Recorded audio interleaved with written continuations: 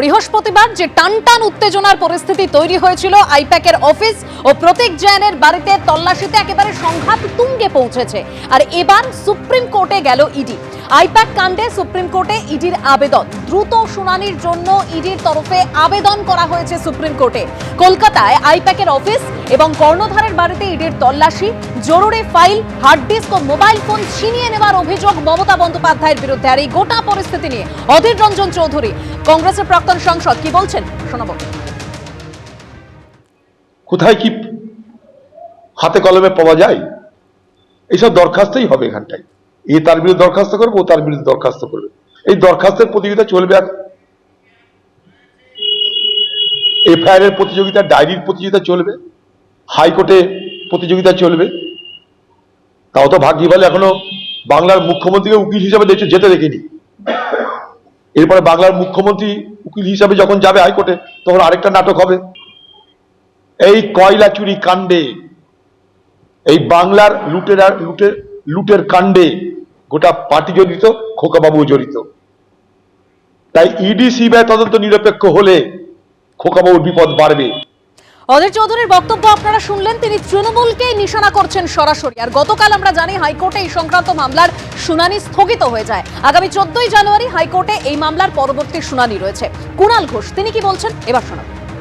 ভোটের সময় জানুয়ারি মাসে তোমরা এসছো এখানে এমন জায়গায় রেড করতে যেখানে তৃণমূলের ক্যাম্পেনের ডিটেল রয়েছে।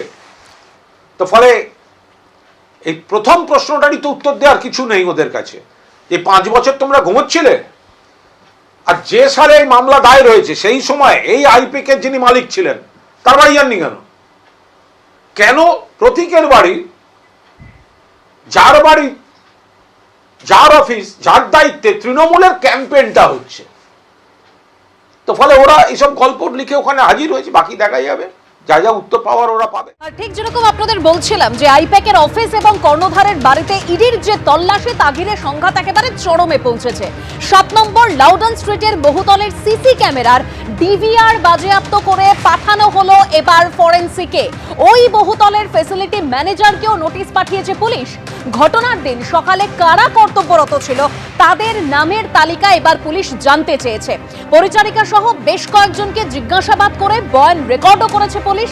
ইডির যে টিম ওই দিন অর্থাৎ বৃহস্পতিবার তল্লাশিতে এসেছিল, সেই টিমে কারা ছিল, কতজন সিআরপিএফ জওয়ানকে সঙ্গে নিয়ে ইডি তল্লাশিতে এসেছিল, কোনো ফরেনসিক এক্সপার্ট ছিল কিনা ইডির কাছে এবার জানতে চাইবে পুলিশ।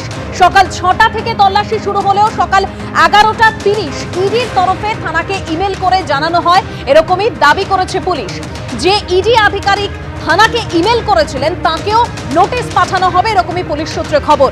ফ্ল্যাটের ভিতরে ঠিক কি পরিস্থিতি তৈরি হয়েছিল জানতে আইপ্যাক কর্ণধার এবং তার পরিবারের সদস্যদের বয়ান রেকর্ড করবে পুলিশ। যখন সিআরপিএফ আধিকারিকরা পুলিশকে বাধা এবং ধাক্কা দেয়, তখন কর্তব্যরত কয়েকজন পুলিশ কর্মীর ইউনিফর্মে বডি ক্যাম ছিল, এটাই পুলিশ সূত্রে খবর। সেই সব বডি ক্যাম ফুটেজ পরীক্ষার কাজ এবার শুরু করলো পুলিশ। আর আইপ্যাকের অফিস থেকে তথ্য সংগ্রহ করেছে পুলিশ। গোদরেজ ওয়াটারসাইড বিল্ডিং এর এন্ট্রি ও এক্সিট পয়েন্টের সিসিটিভি ফুটেজও সংগ্রহ করেছে বিধাননগরের ইলেকট্রনিক্স কমপ্লেক্স থানা। গোদরেজ ওয়াটারসাইড বিল্ডিং এর 11 ফ্লোরে অর্থাৎ 11th ফ্লোরে গিয়েছিল পুলিশ। সিসিটিভি ফুটেজ ও নিরাপত্তা রক্ষীদের বয়ান রেকর্ডও করেছে পুলিশ। আইপ্যাকের অফিসে বেআইনিভাবে প্রবেশ এবং চুরি করার অভিযোগের পরিপ্রেক্ষিতে ইতিমধ্যে ইসিপিএস বা ইলেকট্রনিক কমপ্লেক্স তারা তদন্ত শুরু করেছে এবং সেই তদন্তের নিরিখে গতকাল রাত্রেবেলাতে এসে তদন্তকারী যে দল রয়েছে, ঠিক এই যে গোদরেজ ওয়াটারসাইড বিল্ডিং, সেখানে যে এন্ট্রি অর্থাৎ প্রবেশ পথ এবং বাইরে যাওয়ার পথ, এছাড়াও 11 ফ্লোরে যেখানে আইপ্যাকের অফিস রয়েছে সেখানকার সিসিটিভি ফুটেজ ইতিমধ্যে তারা সংগ্রহ করেছে। শুধুমাত্র তাই নয়, সেই 8 তারিখে সকাল থেকে শুরু করে একদম রাত পর্যন্ত ইডি অফিসারদের আনাগোনা বা সেন্ট্রাল ফোর্সের আনাগোনা সহ যাবতীয় যে সমস্ত ছবি বা ভিজুয়ালস যা রেকর্ড করা ইতিমধ্যে হয়েছিল, সেই হার্ড ডিস্কও বাজেয়াপ্ত করা হয়েছে ইসিপিএস থানার তরফে। পুলিশ সূত্রে জানা যাচ্ছে যে সেই সমস্ত ফুটেজ তারা খতিয়ে দেখবেন।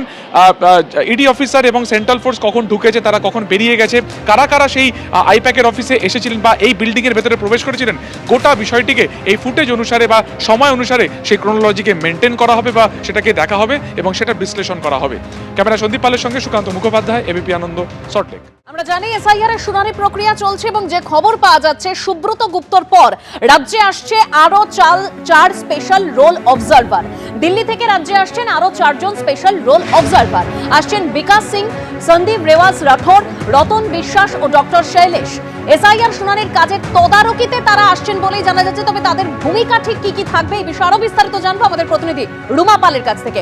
রুমা, দেখো, 4 জন স্পেশাল রোল অবজারভার আসছেন রাজ্যে এবং সেক্ষেত্রে অবশ্যই তার মধ্যে রয়েছেন doctor Shailesh, deputy secretary national health authority, Ratan Biswas, director census operation Tripura, Sandeep Rewaji Rathore, director department of sports এবং অবশ্যই Bikash Singh, department of empowerment of persons with disability. এবং অবশ্যই তারা মুখ্য নির্বাচনী আধিকারিকের সঙ্গে সমন্বয় রেখে তারা রাজ্য পরিদর্শনেও যাবেন এবং এই যে এসআইআর প্রক্রিয়া চলছে তাতে কঠোরভাবে যদি অনুসরণ করা হয় তাহলে সুনিশ্চিত করার জন্য কিন্তু তাদেরকে নির্দেশ দেওয়া হয়েছে। অন্যদিকে জানিয়ে রাখি যে মূলত এই যারা আসছেন 4 জন অবজারভার, সেক্ষেত্রে কমিশনের অফিসে বসেই অর্থাৎ সিও অফিসে বসে সব এনুমারেশন ফর্ম তারা চেক করবেন, প্রয়োজনে গোটা রাজ্যে যাবেন এবং একাধিক ক্ষেত্রে দেখা গেছে যে বিএলও, ইআরওদের গাফিলতির জন্য লজিক্যাল ডিসক্রিপেন্সির সংখ্যা বাড়ছে এবং ডেটা এন্ট্রি অপারেটর চাইলেও পাওয়া যাচ্ছে না। এবং এক্ষেত্রে কিন্তু ডেটা এন্ট্রি অপারেটরের ক্ষেত্রে এর আগের থেকেই যখন চাওয়া হয়েছিল কমিশনের তরফ থেকে রাজ্যে, সেক্ষেত্রে কিন্তু পাওয়া যায়নি। পাওয়া গেলে সুবিধা হতো এমনটা কিন্তু কমিশন বলেছিল এবং সেক্ষেত্রে কমিশন অবশ্যই এই বিষয় নিয়ে অসন্তুষ্ট রয়েছে। নাম বা বানানে কোনো ভুলের জন্য শুনানি হবে নাকি তার জন্য আবার কমিশনের উত্তরের অপেক্ষায় আছি, এটাও কিন্তু সিও দপ্তর থেকে জানানো হয়েছে।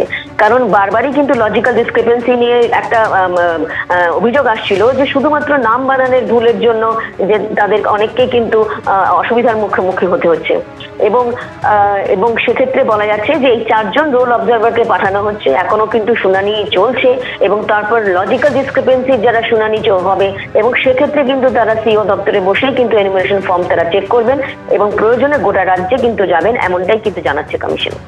ধন্যবাদ রুমা। এবিপি আনন্দ, এগিয়ে থাকে, এগিয়ে রাখে।